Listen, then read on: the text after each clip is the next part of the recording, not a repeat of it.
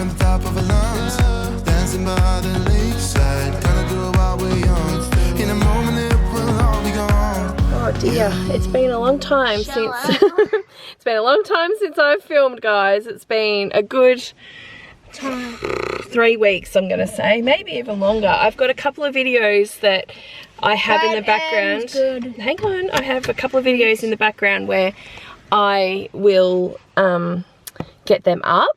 A couple of things, but it's been a long ride right now, guys, let me tell you.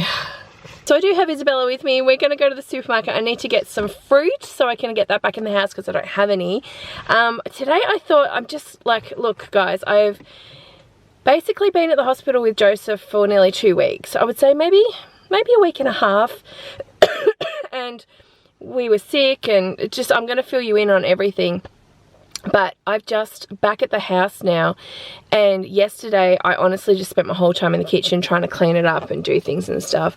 Johnny's been looking after Isabella, and she's had camp, and he had a little surgery himself, nothing serious, it's just an elective sort of thing that you need to have. House. Isabella went and stayed at Rhiannon's house for a few nights and things, which she absolutely loved, of course.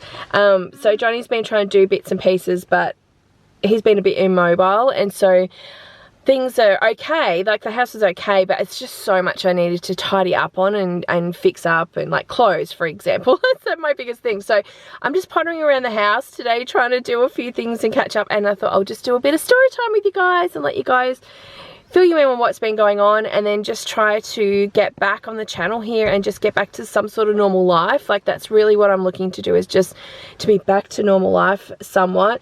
We've still got a little way to go with Joseph in regards to his stuff, but he's getting better. He is getting better. So yeah, it's just, there's just a lot. So I just need to, I thought I would just talk and debrief, because I think mentally that will help me as well, and just, yeah, fill you in on stuff as I'm doing things today. So if you're interested in that, keep watching, and we will just go around the house today and just have a bit of a story time.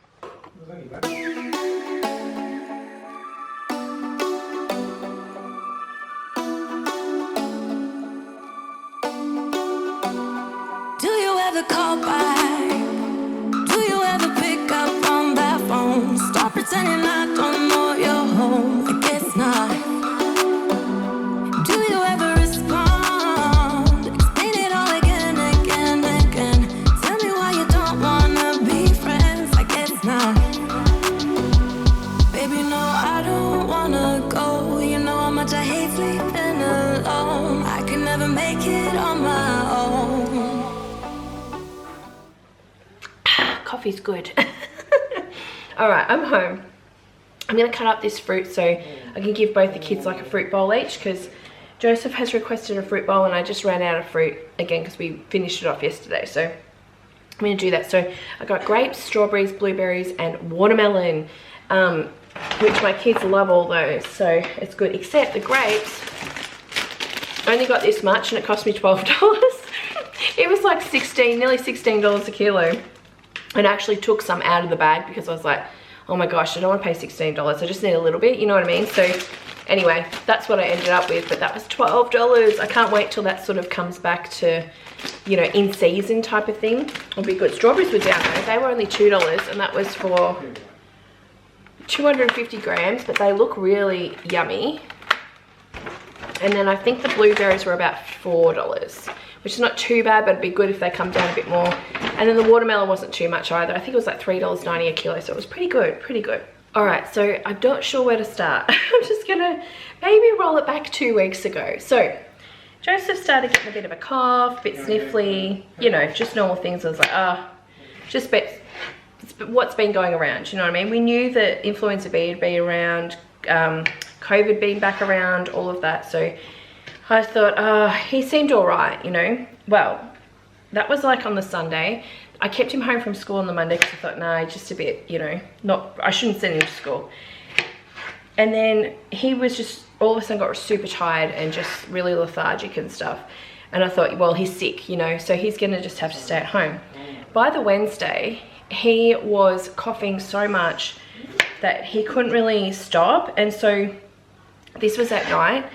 And I thought, do I take him up to the hospital? What do I do? Because I thought, you know, we've got to stay up there for hours, but I thought, are they going to be able to do anything, you know? So I was trying to call the hospital, and I was on hold pretty much for like an hour, and I thought I can't even get through to them.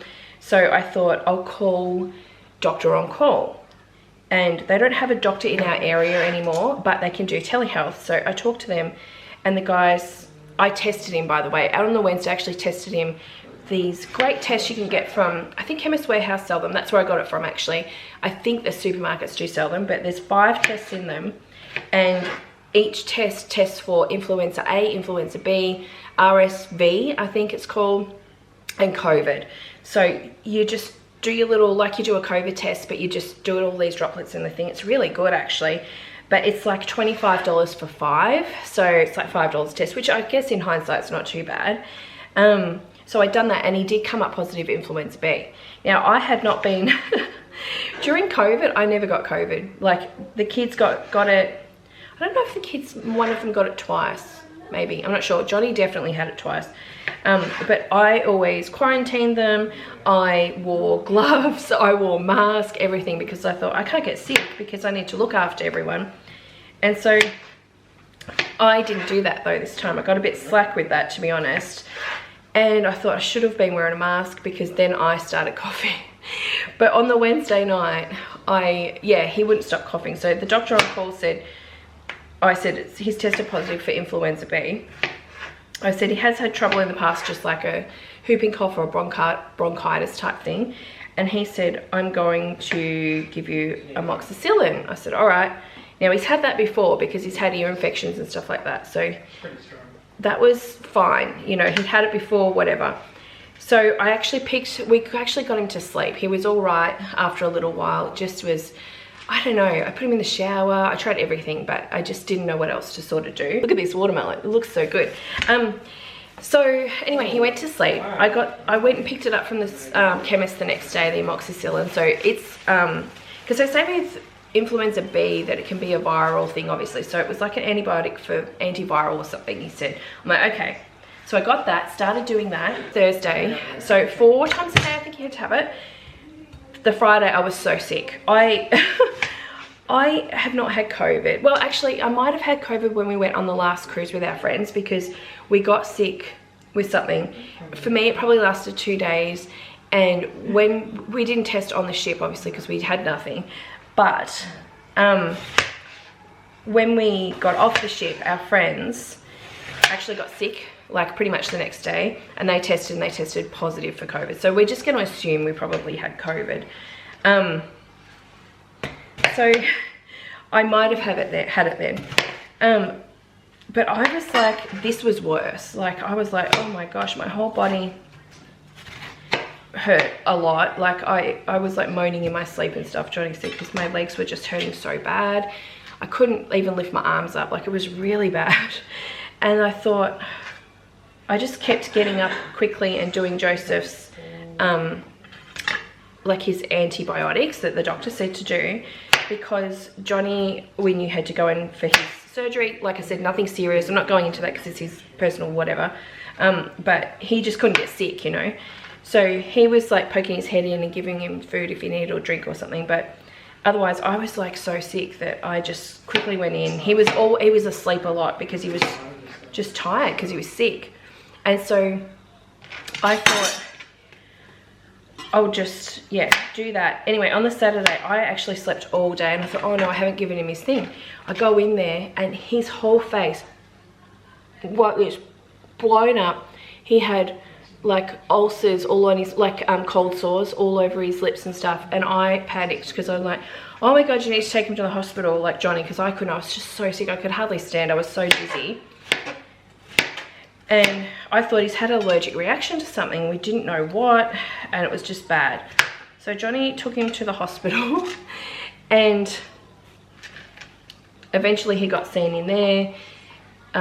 His mouth turned out to be full of ulcers, and they were giving him this, what is it? It's like a numbing sort of mouthwash thing to do just to help him because he had a sore throat, couldn't really eat and drink by this point. He'd had something the night before because I'd given him like cheese toasty and stuff, and he'd eaten that, and he'd been eating then, but by this day he was just not okay. So Johnny took him up to the hospital. He had to wait hours and hours for someone to see him, obviously, because they're just so busy up there. And this is in emergency. And yeah, they gave, and so the mouthwash didn't, I just made it numbing and stuff. They sent him home and they said, oh, it looks like it would be like cold sores and stuff, because he's been sick or whatever, and you know, like, okay. Well, we kind of left it at that, gave him painkillers, just whatever we could do at home. And then the next day I got up and I'm like, he's worse. Like, I'm positive he's worse. So I said, we need to take him back to the hospital. Like, it's just, this is not, something's not right. Like, he must be allergic to something. Like, it just was so bad. So Johnny took him up and they had to submit him at that point because they had to figure out what was going on with him and things. So it was just not good. So they started doing, I don't know, just trying to figure out like what had happened, and you know, the whole process from when he got sick, he had the antibiotics, like, and he'd had that before, so they didn't think he was allergic to that or whatever. So this went on for quite a few days. So Johnny was there at night with him. I actually ended up getting to a point where I was getting better, and so I would then go and stay with him during the day. And he was on all this type of, like, he couldn't eat, so they had to put him on a, like, they had to keep him hydrated and stuff, so they put him on an IV. So he had a cannula in, and then he was on like a drip, you know, like for, to keep him not hungry and hydrated and all of that. So he was on that. He had pain relief, which was horrendous to put, because he had to take it orally at this point, and it was just stinging his mouth, everything, because of all the ulcers in there. So that was so hard.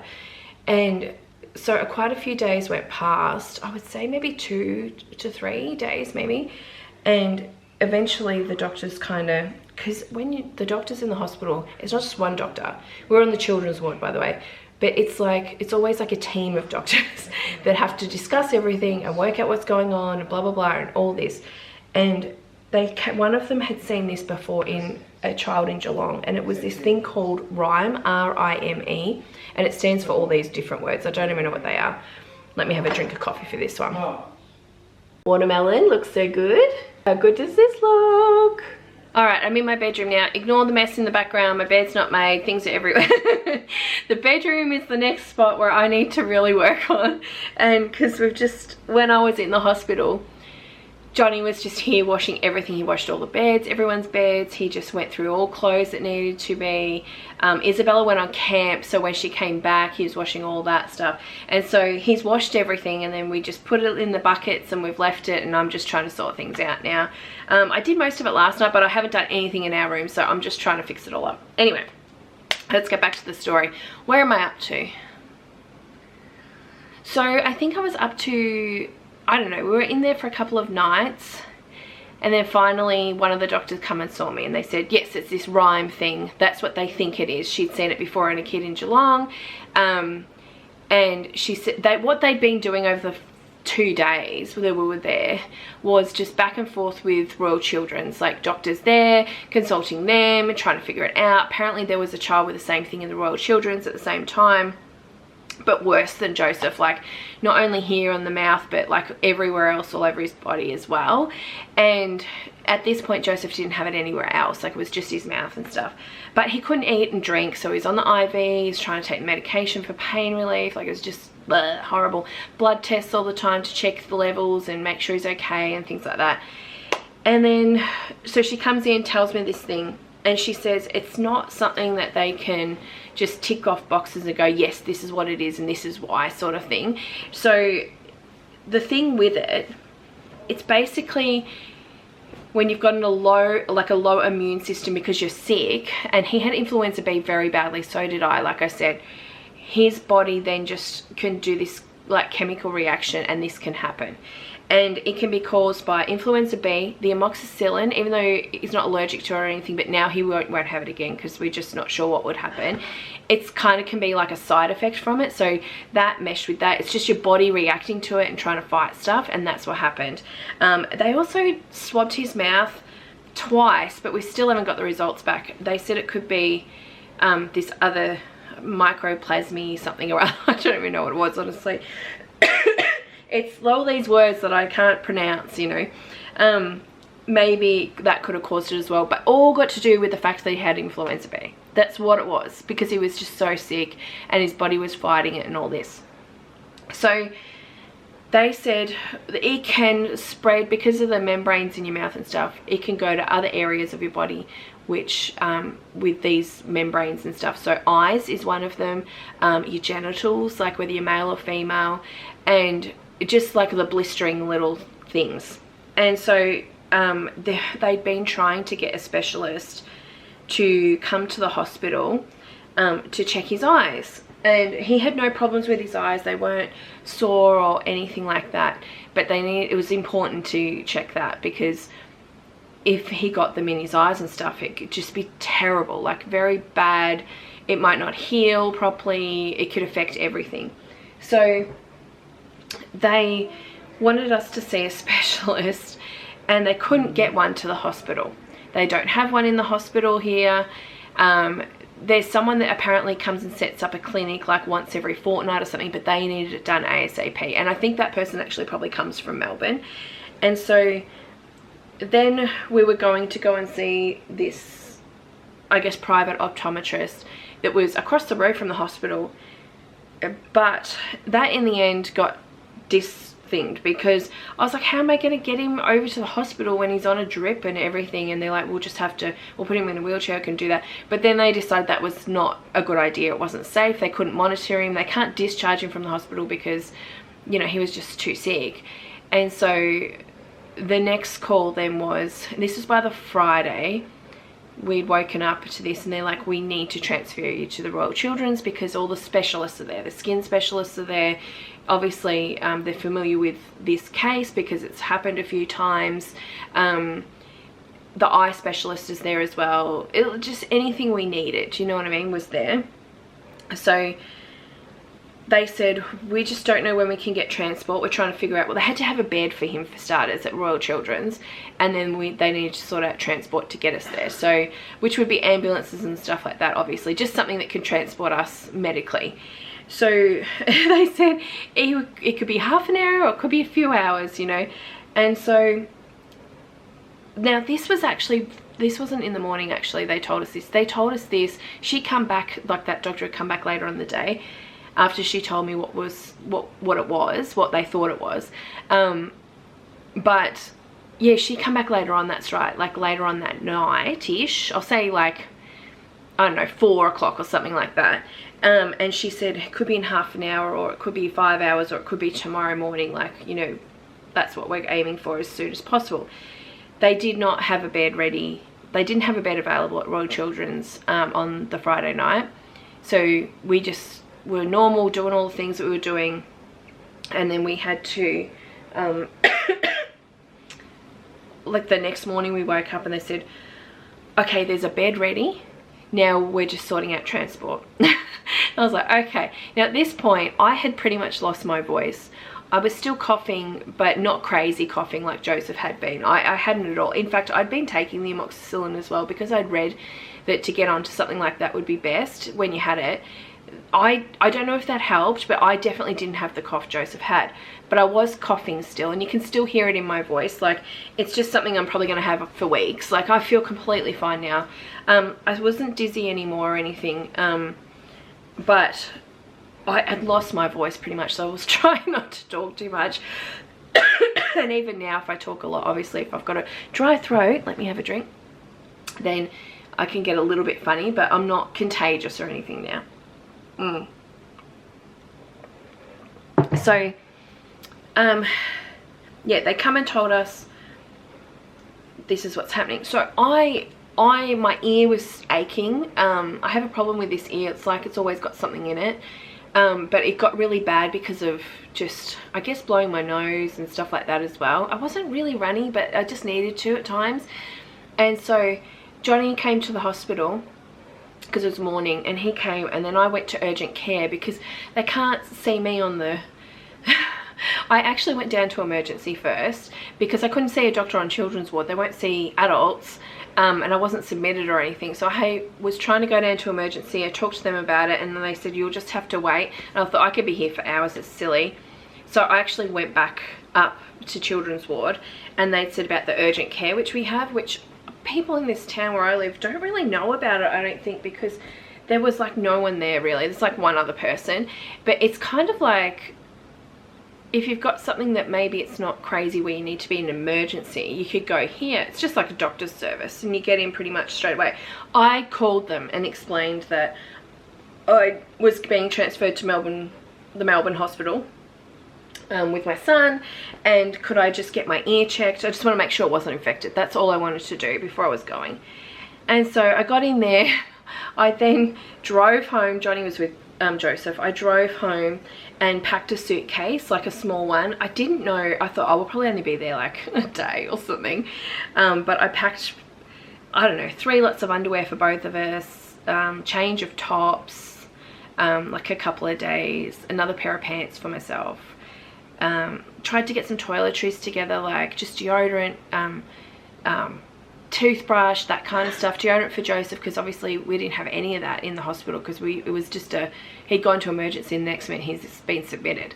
So we were trying to do all that, and I got everything, got back to the hospital, and they had said to me, look, we can't organize transport until, I think it was 2 o'clock anyway.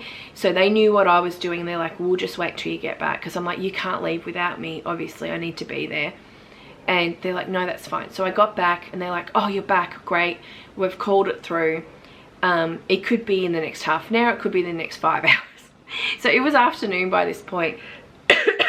So we just kind of waited, and then all of a sudden it was just like, I went to get food or something for myself, I think it was, and they're like, and I wasn't eating a lot by this point either, because I'd just been so sick. I couldn't eat, like I didn't have the stomach for it.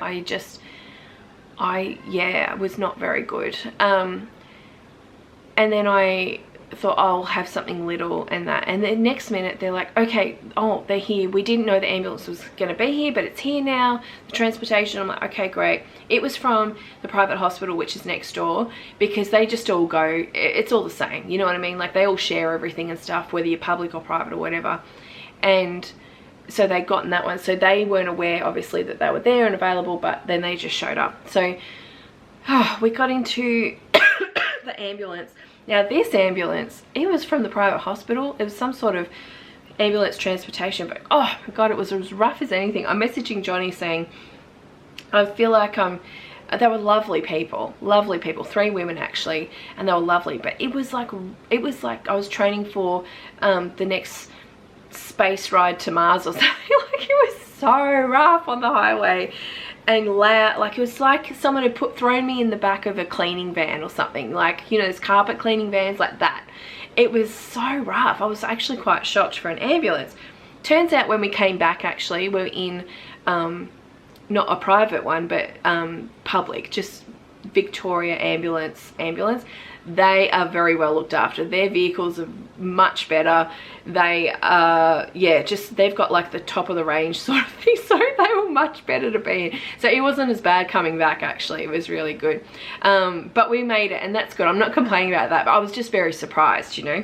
And so we made it to Melbourne, and I was nervous to go because I was like, I'm just like, we were going well where we were. We had communication with all the doctors and stuff. I thought, oh, I was just sleeping on this pull-out chair thing that they have, which was fine for me. I was comfortable, whatever, next to Joseph. We were in a small contained room. We weren't with anyone else because we were coughing. We were both sick, so they didn't want anyone else to get infected, obviously, in the ward, like the children's ward. So we actually had our own private room, which was great. And so when we got to Melbourne, my sister, Auntie Amy, you know her, she is a nurse, so she's like, I'm communicating with her, telling her everything, and she's just helping me out with understanding some things and stuff. And she said to me, oh, you're going to the palace, you're going to the best place you can be, like, It's one of the top hospitals. Royal Children's Hospital in Melbourne is one of the top hospitals in the world, and you know, you'll be fine, you'll love it, it's a palace, blah blah blah. I'm like, oh, I don't know. Anyway, we got there and I was like, oh my gosh, they put us in it. It was so great, guys. Like I don't know how to explain this. I said the only way I could explain it was, I called my sister and I said, I feel like I've just walked onto the set of Play School. Like, we got out and we got into the hospital, and everyone that works there, like the nurses, everyone, male, female, every happy, and because they're on the children's ward, so they're very used to being with kids and doing all that. And where I live, they were great too, but it was just, they just don't have, I live in a pretty big town. It's like 120,000 people population. But the hospital's very old, and they don't have the like, even the medical equipment is so old compared to what Royal Children's have. Like, they're kicking it, it's loud, it's like everything, you know. And we get here and it's like, gosh guys, like just a whole new different world. Like, it's very new obviously, and all the equipment's like quiet and works perfectly. Like, you don't have to do anything. Like, it was just insane. And the room we were in was huge, right? So we're in what they called the dolphin ward, which is down lower ground. When you come by ambulance, that's kind of where you go into. It's for short stays. So we were in there. The room's massive. It's like double the size of obviously the one we're in where I live. And it had the same pull-out bed thing, and that was fine and whatever, but its own bathroom with a shower. Well, a sort of shower. I'll say, like, this room in particular had like a hand thing that you could do, kind of like a little wet room. It was wow, glorious though compared to what we'd had obviously. And everyone was very good. Like, they were just very happy and used to kids, and we were dealing with Joseph very well because he was not himself. He was in pain and angry and grumpy. He didn't want any more needles put in him. Like, it was just, you know, it was just like that, you know. And so he oh, maybe I should fold that actually. So it was great. Anyway, they come and talk to us, team of doctors and all that. We got there at night, so we had the night doctor on, and yeah, they were good. They were just trying to do everything, pick everything up. I had to go through the whole story again. Like, that's the only problem we had, like, everywhere. Like, it doesn't matter where, because you've got different nurses come on different shifts, different doctors come on different shifts, so you got to repeat the whole story. I was just over and over and over all the time. And so we stayed there. I'm trying to think how many nights we slept in that room. Maybe one. It was, Joseph wasn't eating food obviously because he was on the drip and stuff, so, but they had at Royal Children's, they've got like a parent pantry sort of thing. You go in this short term stay spot, they have like a little kitchenette and you can have tea, coffee. They actually had cereal there if you wanted it. They had a few bickies and stuff. They have the fridge that if they said to me the sandwiches down the bottom, like if there's any there, you're allowed to have some, because I hadn't eaten food or anything, so that was really good.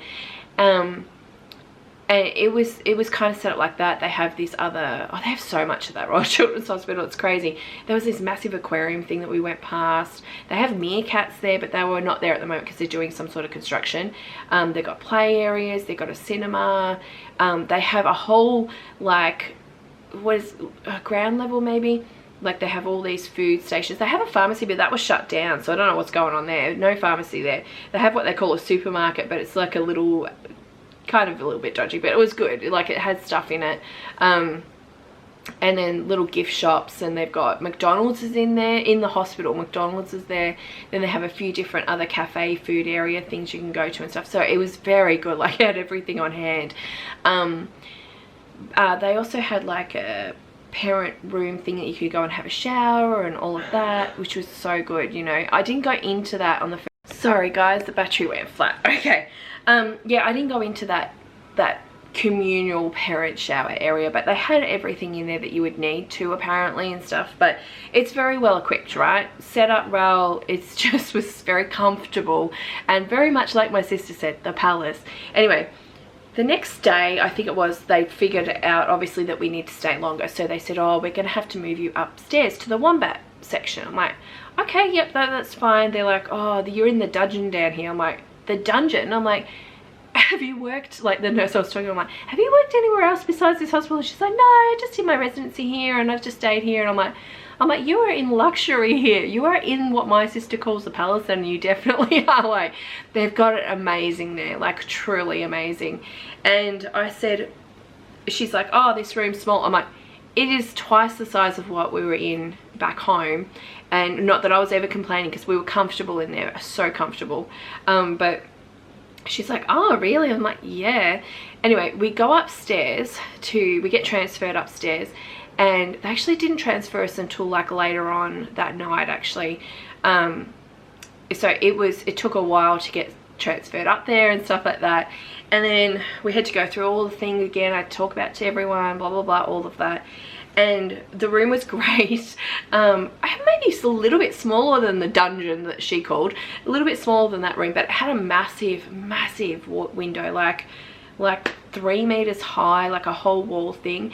And so we were able to see outside and all of that, so it was really good. And the bathroom was like bigger, so it was an actual proper full shower in there, everything. So she said to me, do you want a shower? I said, I'd love a shower, because I hadn't showered in probably 3 days at this point. And she's come back with like full bottles of shampoo, conditioner, body wash, all of that for us, and everything was great. She goes, if you need to do laundry, we've got a free laundry service, like not service, but laundromat you can use. We'll give you some detergent, everything. I'm like, this is amazing, like how great. And so I at this point we were just tired though and stuff. I did have a shower and everything, so then we just kept going through everything. The next day, I reckon it was, we had the nutritionist from there come and see us. Now we had the nutritionist here at home come and see us the day we were leaving, and she'd given us, she's like, we don't want to do tubes because it'll hurt everything that's going on in his mouth. So we want to try to start with these nutrition drinks. They're like chocolate milkshakes pretty much, like in a little bottle sort of thing. I'm like, okay. I'd had some of them with me because she said, just take these with you, whatever. So when we saw the next nutritionist, she was like, oh, he's going to need, like, I've calculated he's going to need like 8 of those. I'm like thinking 8. She's like, he needs to have tubes, blah, blah, blah. He's like, and Joseph was like, absolutely no. She was hysterical. He's like, I'm not doing it, and you can't make me, and they can't make you. Like, and Joseph's at the age where he's 14, that technically, like, I can't view his health record or anything. I tried to check his health record when I was there, but as soon as your kid turns 14, as a parent, you have no access to their health records or anything. They legally have to set up their own MyGov, everything in that. So that is stupid, really stupid, because it put me in a situation like this where I couldn't even view his health record to check certain things and stuff. It was just insane. And then they couldn't access it. He had to access it, but we couldn't set him up because we'd have to do it with MyGov and all this. It was just a nightmare. So it was like, I'm like, they're like, you know, he really needs to. I said, if we can get him to drink these drinks, well, that will help, because he could do that. And they're like, we can start that, but he's going to have a lot and stuff. I said, they're like, we're not going to force him. I said, well, I'm not going to say yes to this when you've taken my rights away as a parent for all the other stuff. I'm not going to say tie him down and do it. And they're like, no, we would never do that, because they wouldn't sort of not knock you out. They just give you some medicine, laughing gas, I guess they call it, and stuff, to sort of make it more comfortable to do it. But he was freaking him out, because they got to go through your nose and down your throat and everything. So, and I'm thinking, I thought myself as a parent, knowing how Joseph was at that point and stuff, I'm like, he'll probably be able to drink the shakes and we'll just see how we go, and hopefully that'll help improve things. And that's what we did. So that's what we did. That was our plan. Of course, if I thought he was going to die or things were just going to shut down in his body or anything, of course I would have just said, let's do what we can to get him to do this. But I didn't feel that way at this point, my intuition with it. I just had sort of, you know, and they weren't pushing for it either. If they were pushing for it and said, he's going to die if we don't do this, well then obviously, of course we would have done that. But I think they were just trying to make things like easier for them too, in trying to do, they're like, we could do all the medication down there, then we don't have to blah, blah, blah. And I'm thinking, oh, this is just going to put him back. anyway, the next day he'd actually started drinking their version of the chocolate milk drink and stuff, and he drank quite a bit. He was having some medicine orally, like it was very good. His bloods, however, came back and he was low in this phosphate thing, which because he's on steroids and all this kind of stuff, like different ones in his eyes, in his mouth, the mouthwash and all that, it affects like the way your body processes things and kidneys and all this stuff.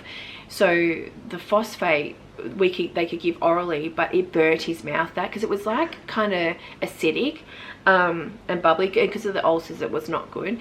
So they could run it through the IV, but then it takes 6 hours. So instead of taking 30 seconds and taking it, it takes 6 hours on the thing. So that was a bit tough. We had to it was only tough because it was long, you know, and we just had to do it that way. But when they do that, it's a bit more dangerous doing it through the IV, so they've got to check him and monitor him all the time with his oxygen levels, his blood pressure, all of that, because it affects your heart, the whole phosphate thing. I don't know it entirely, but it's got something to do with that. So they just wanted to make sure he wasn't going to have a heart attack or something, basically, or his heart wasn't going to shut down. So anyway, we did that. He was low in potassium and that. They had to fix that through the IV. Through his fluids and stuff. He was by this point drinking water as well and everything, so that was a really positive sign. So this is like a couple of days after, and they're like, no, this is great. He wanted to try bits of food, like mashed up stuff and that, but it was a bit hard still. His tongue started to hurt, so the rest of his mouth started feeling better, but his tongue was hurting, so he must have had some ulcers on it. And so they were sort of they're like, he's great, he's starting to eat and stuff, but we had to still stay there because we had to have, the eye doctor had come on the first day too, like the optometrist person, and was checking his eyes. And so then we had to start 2 sets of eye drops in each eye, like 2 different ones, like one's a steroid, I don't know what the other one is, and then an eye ointment for moisture. And for 3 days he monitored that, and he said he thought there was a little abrasion somewhere, but Joseph wasn't hurting or anything, it was just a small. And he said, we just got to keep an eye on it, hopefully this all helps. After 3 days it did, and he was like, oh, that's why we went to that hospital in the first place. And he's like, no, things are good, just keep going with this for the next few weeks. Well, I'm like, okay. Okay, sorry, battery went dead again. I have not charged my batteries, obviously, guys. Sorry, I'm trying to manage between 2 at the moment, trying to get this story out to you. Where was I up to? So eyes got checked. So he's on, like I said, 2 different eye drops and an eye gel. The eye gel is just to keep moisture in his eye. And so he cleared him from the hospital, and that was the reason we were there. So we were able to come back here, but they were still checking like his phosphate, I think it's called, and all that stuff. And he's still on the eye drops and everything now, but 4 times a day we have to do this. And because one of them's a steroid, that and the oral steroid that he's got to have, and the steroid mouthwash and all of that, where he has to be weaned off that, right? So I'll get to that in a second. So he's still having all that done, obviously. And in the hospital, I was the one giving the medicine all the time, apart from the IV, obviously. They started off, because I didn't want to do the eyes, because I didn't realise it was going to go on for weeks on end. So they were doing the eyes, but before we left the Melbourne hospital, she sort of did it with, like a nurse did it with me, and I was fine after that. But otherwise, everything else I was doing, because he didn't want anyone else to do it.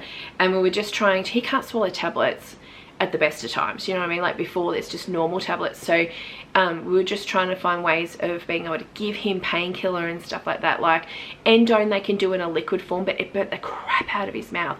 But then Melbourne figured out, well, we can just dissolve it in a little bit of water, like the tablets, because he can't do the tablets. And so that's what we did, and then I just syringed it in and stuff. So it was easier for me to do that, to get him to have his medicine that he needed. Otherwise everything was still running through the IV at this point.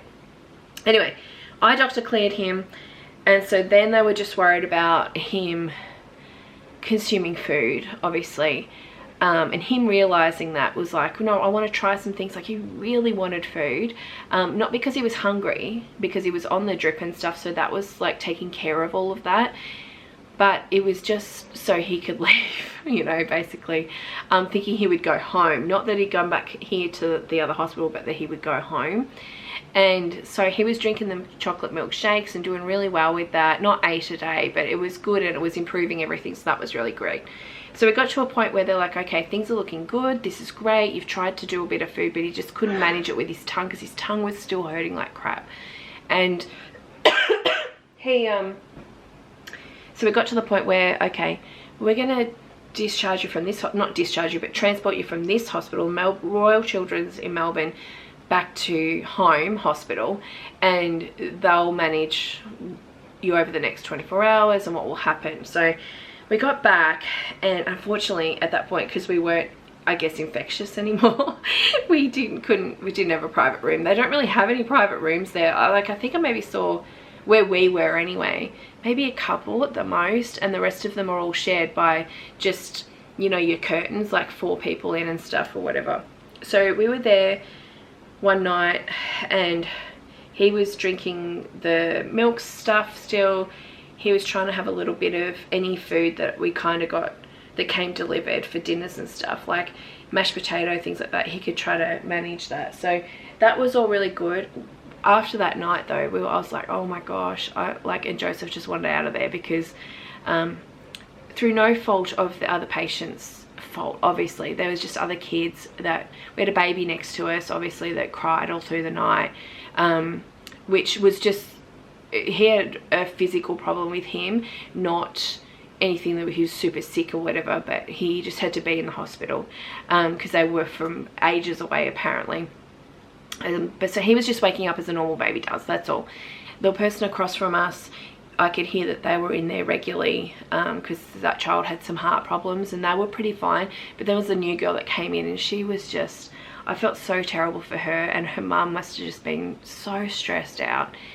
She had stomach pains and she was just screaming the whole place down constantly because she was all right when she was watching a show and stuff, but as soon as the doctor came in and wanted to touch her and they couldn't find anything wrong, they'd done ultrasounds, all that, I could hear this obviously because it's not private, like you just got the curtain between everyone, but they're like, we might need to do just a little keyhole sort of surgery just through your belly button so we can check, I don't know, maybe appendix or something. I don't know what they were checking, but something. And she screamed the place down. She's like, you're not touching me. And she's like, you just fix me, I don't want to be, because the mum was just, I just understand her because I was at that point a couple of times where I was just like in Melbourne one night because they'd done the bloods and they'd done something wrong, and then they had to put another thing in his arm, and I was just horrible. I was like, it was 3 AM at this point and I had just lost. I said no more. I said don't come in at 6 AM and wake us up again for more stuff. I'm like, he needs to rest because Joseph just needed a sleep. Like he was at the point where he'd not rested and stuff, and it was just, he'd had enough, you know. So I understand her mum, like her mum's like, I'm just going to take her home. She's like, no, I'm not leaving here until they fix me, but then she wouldn't let them touch her. So I don't know what happened with that poor girl, but I just felt so terrible. And the doctors are so great on the children's ward in Melbourne and at our hospital.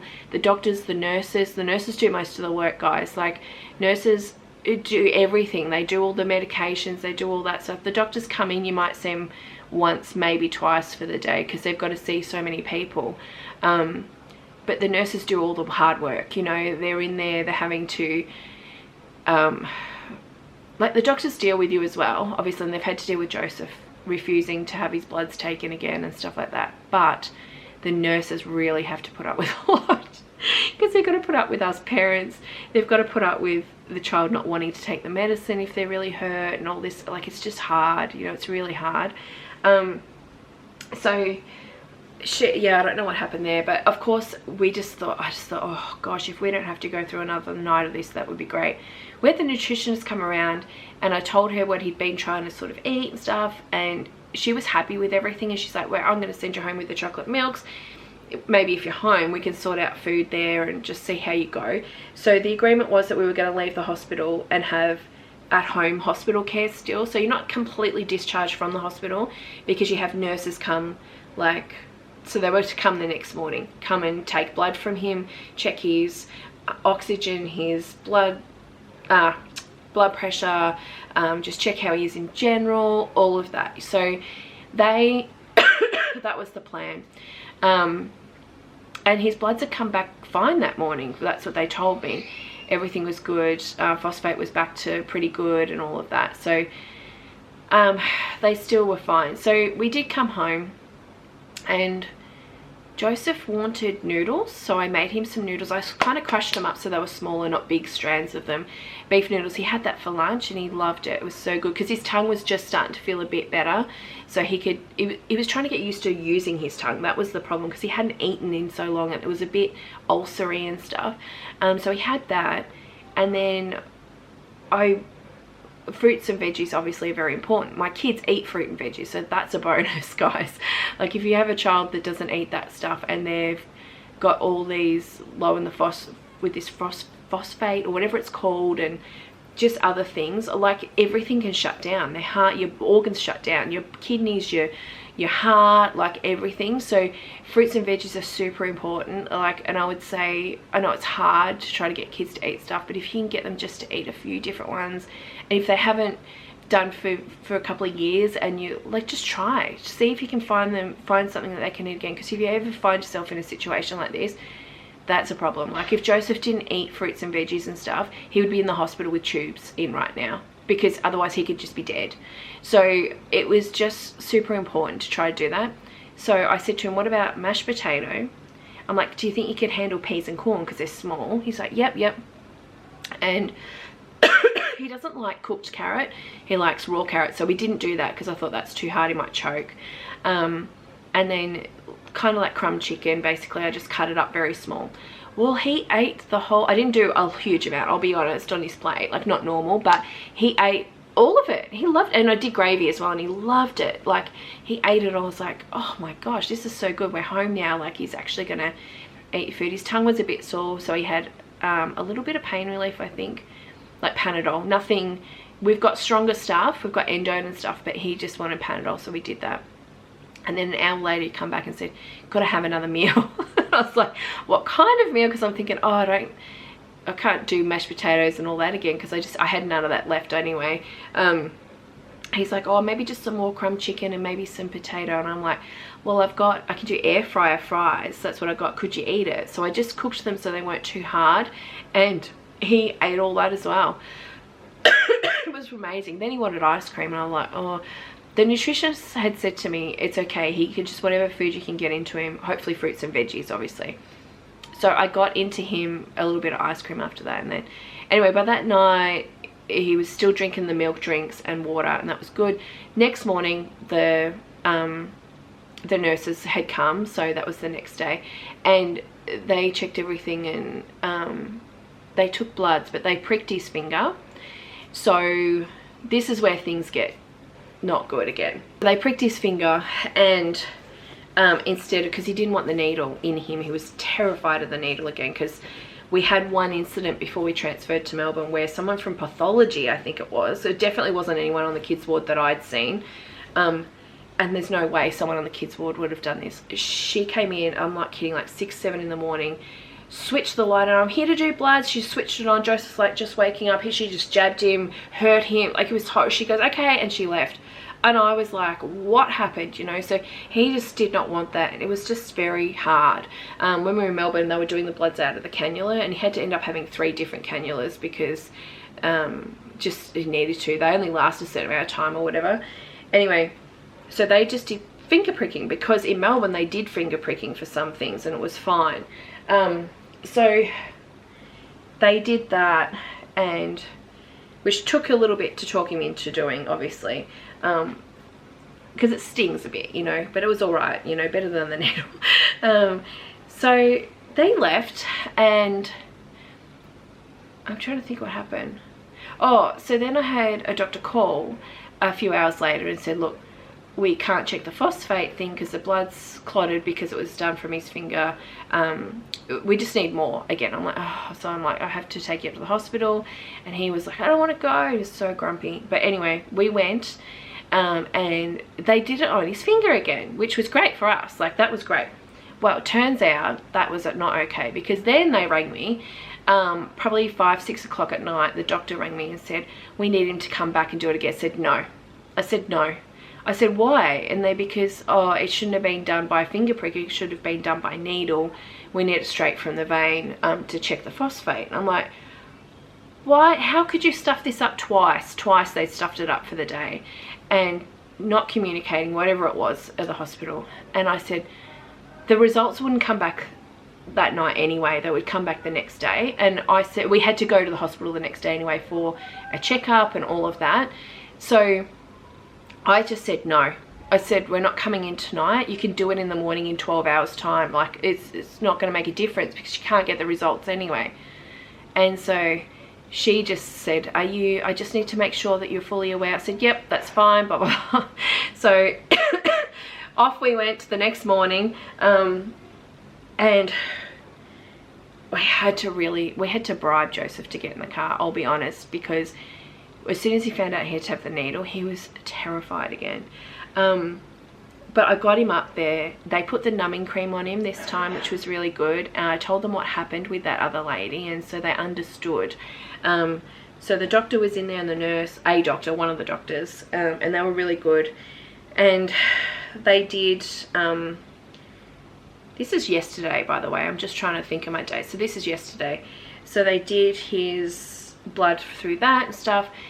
But the nutritionist come in and saw us. She was so happy when she found out what he'd been eating. Like, he'd had, I think that morning he'd also had like a cheese toastie for breakfast. Like, he tried Weet-Bix, but it was a bit gluggy, so he couldn't eat it.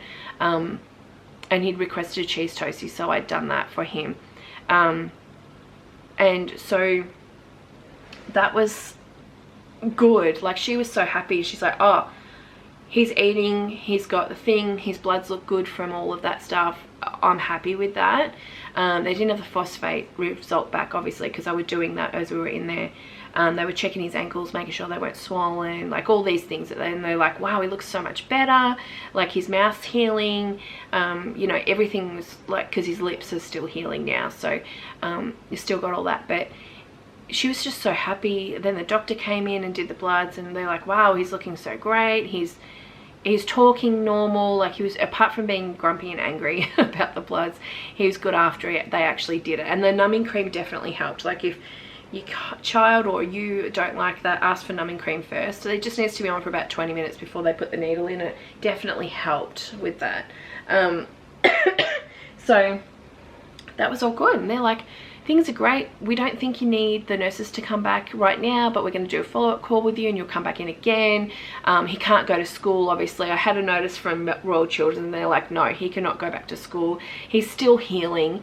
He can't do anything that's, like, he can't do sports and stuff like that. He needs to be away from anyone that's sick. And Isabella was sick, mind you, so we've had to quarantine her just with a cold. I have tested her and she's just got a cold. She's actually now over it. It took like 2 days pretty much and she's fine, but I kept her home from school.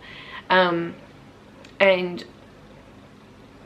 where was I up to? So they were like, yeah, just, you know, he can't go to school, and we've got school holidays coming up at the end of this week coming anyway, and after those two as well, hopefully, pending a medical review, maybe he can go back to school. But even then they said maybe some half days to begin with and just work from there. So I'm just working with the school's been very good, understanding.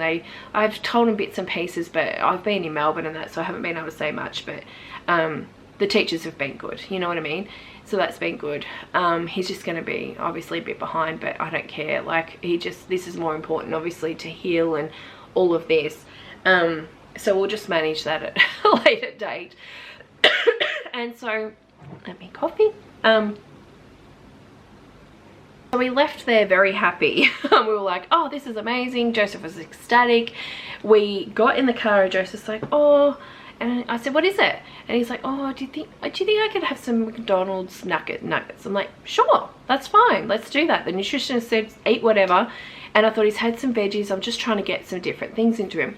So we got him a nugget meal, and I cut up the nuggets just so they were smaller and that, and he managed the chips and everything was great. He was ecstatic about the whole thing.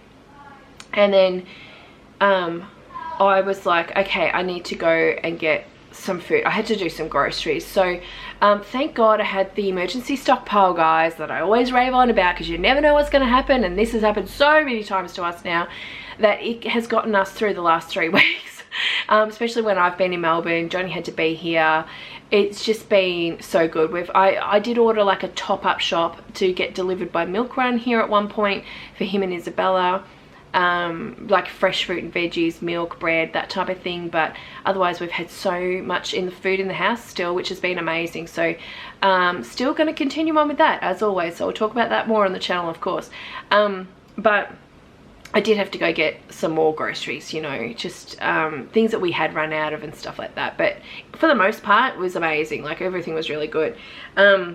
So I went and did that.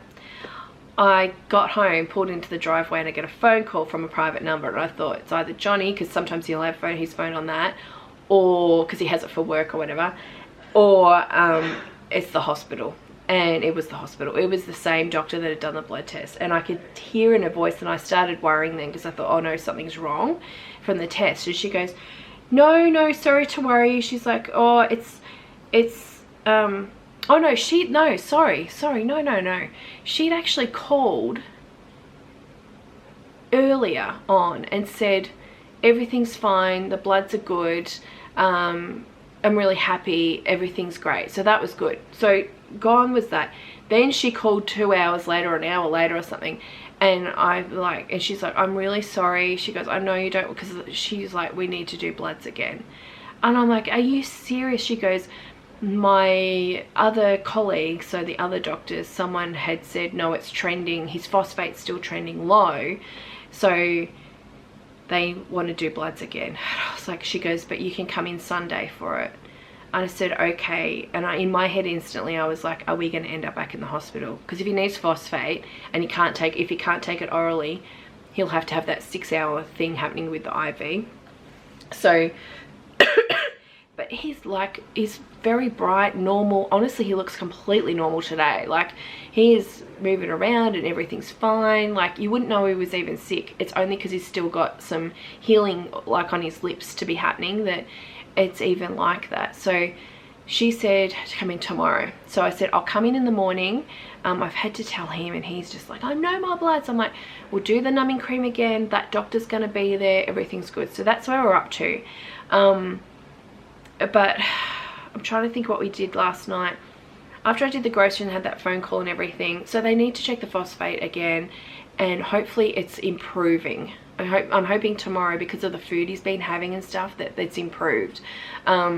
He had last night, after that phone call, I made him the same thing again, so mashed potato, peas, corn, but more of it this time, so he was full this time, and chicken schnitzel cut up.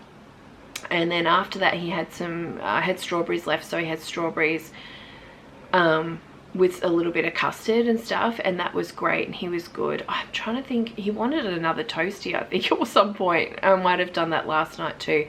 And then this morning he's woken up and he had Wheat Bix bites for breakfast. I just crushed them up a bit and did cold milk this time, and he was great. He loved that because it's his favorite cereal. So he had that. And then for lunch he wanted 2 cheese toasties, so I did that. And then he wanted a fruit bowl. So that's when you saw me today, and I went and got more fruit, because I actually had run out of fruit, like the strawberries and stuff. So I got strawberries, all that stuff that I said before, and gave that to him. So he's had that as well. So for dinner tonight he's pretty much going to have pretty much the same thing again. I think I'm out of potatoes though, so I'll have to do just air fryer fries or something again. So he'll have that. But yeah, we're just managing,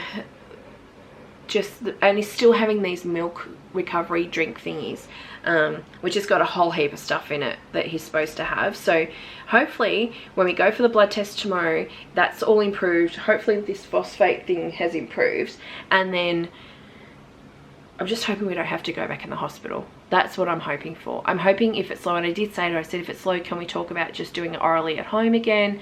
and she said we should be able to do that if he can, because his mouth's healing, his tongue, he can talk fine today, everything's really good. I'm thinking hopefully we can just do that, it's easier, because they want him at home as much as possible because he's eating at home. If he's in the hospital, he's less likely to eat because of the food that they've got, because it's just not what he's normally used to. So, oh, here comes Johnny. Oh. You can't see him. Oh, there he is. There's his butt. I see, just saw your butt because you bent over. That was it. So that's where we're at right now. So it's been a long 2 to 3 weeks, really. And honestly, we've not been sick in this house at all, probably in the last 12 months. I think Isabella had a really bad bug at one point for like 24 hours, and that was bad. She just kept throwing up all the time. But that's it. Like, we've been so healthy here, but just everything's happened at once. Honestly, it's been horrendous. Like, this happened with Joseph, and then I caught the influenza B, and I was so sick, guys. Like, it was hard. Like, it really was. Like, I couldn't even sit up. Like, I was that dizzy. I was like crawling down the hallway to check on him on that Saturday because I was like freaking out, you know. And then Johnny having to have his surgery, and he couldn't delay the surgery because he'd been waiting years for this surgery. It was just all came at a bad time, but we've managed it. We've gotten through it. In the midst, Snuggles went missing for like 2 days. The first night we pulled in, Joseph and I pulled in from the hospital. I seen him out the front, and it was dark, but it was early. It was like 6 o'clock. So I was like, oh, he'll come back. He must have been trying to go back home at that point. And he was just at the neighbours. He likes to go next door. And I thought, oh, he'll come back. But he didn't. He didn't. Then last night I was like, Snuggles, Snuggles, Snuggie, Snuggle bag. Like, trying to get him to come back. And then I said, sure, I'm going to go for a drive. Like, because there's this other street over there that he likes to, because we've got a big creek behind us and stuff. He chases bugs and all that. But we've had foxes in the area. So that was my biggest worry, that something would happen to him with a fox. So I was just getting my keys to go for a drive around to this back street because I'd seen him there once before at night. And we don't like him being out at night, guys. It's just that if he doesn't come home, and we can't confine him to the yard. Like, how do you do that? Like, you just can't, you know. So anyway, he managed. I know someone's going to have a go at me about the cat there, but we just do our best, you know. But anyway, he must have heard me call out because he was dry and looked sleepy. So my guess is he was asleep somewhere. He'll usually sleep all day, but he's more active at night and awake and stuff. My guess is he was in next door's house.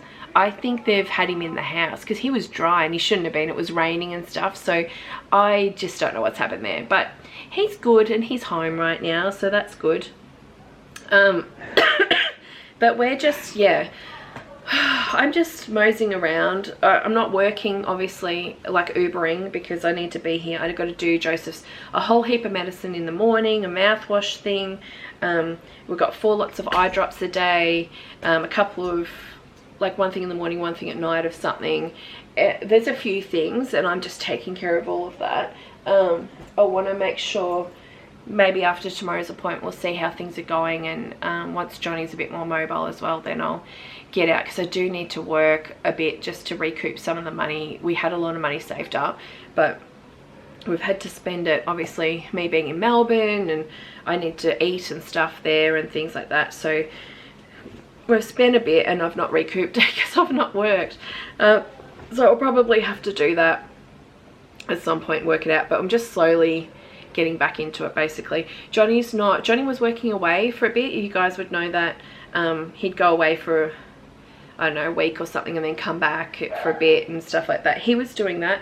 He's stopped that now. That's finished for the moment, so he's just going to be back at his normal work when he goes back from his time off now. So that'll be fine.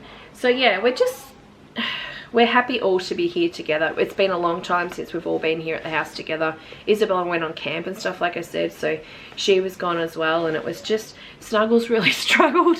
He was like, because on the nights Johnny was at the hospital in where we live here before his surgery, I was here at night having a rest, And Snuggles was just meowing around the house like, where is everyone? Like, he was just, you could tell that he was just a bit on edge. He gets a little bit anxious when things are a bit weird at the house. And then Johnny even said when I was gone, because Isabella was on camp and all of that, like, he's like, it was just him, because it was just one person in the house, and it did feel weird just being here in the house with no one around for days, you know, it was weird. So he was a bit put out, I think, Snugs. He's just managing now that everyone's here, so we're all happy to be back here together as a family and just feeling a little bit more normal, you know what I mean? It's been nice. And yeah, that's kind of where we're at. I don't know what else to say. I know it's a very long story, but that's kind of what's happened. So I just wanted to catch everyone up. I've had a few messages from people that watch us, obviously you guys, because I haven't been, I've just disappeared, and who knew what was going on. I didn't really want to tell anyone because it's obviously our own private life, but I wanted to explain it once we were comfortable doing that, just so you guys knew where we were at, and I haven't just disappeared forever. Like, obviously this is my job here on YouTube, all of this at home stuff and everything, so I'm looking forward to just getting back into things, honestly. And like I said, after tomorrow's appointment, hopefully things are fine and we don't have to go back to the hospital and stuff, but I'm hoping I can just start getting back into things. I need to sort my house out, honestly, and just look after everyone, because just even basic getting back into foods and all that, I need to do all that. So I'll have a fair bit coming up here, just trying to redo all that. But yeah, that's kind of where we're at. So I think I might end the vlog, guys. Thanks for, if you've stuck it out till now, thanks for listening and everything. And yeah, look forward to just getting back to some normalcy here at the house and on the channel with all my work stuff. And yeah, I will see you guys probably tomorrow. Thanks for watching. Bye. The things that we'll do, 'cause